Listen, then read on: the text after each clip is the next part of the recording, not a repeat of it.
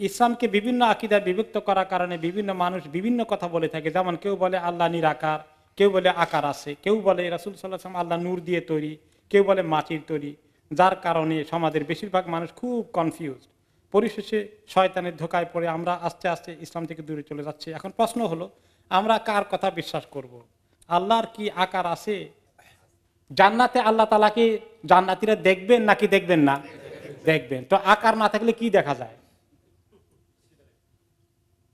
আর আল্লাহ তাআলার আকার নাই, এইরকম কোরআন হাদিসে কোনো কথা আছে?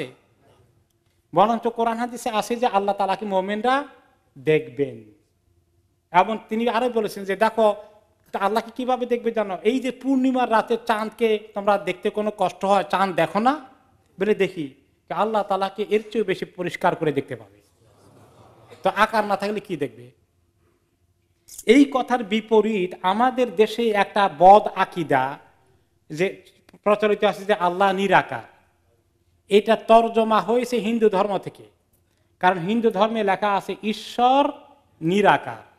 এখন ওই ঈশ্বর নিরাকার ওটা মুসলমানদের বইয়ের মধ্যে ঢুকে গেছে।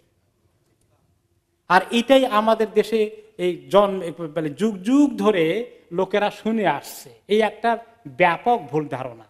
আসলে সহিহ আকীদার লেখাপড়া আমাদের দেশে খুব কম হয়েছে, আফসোসের বিষয়।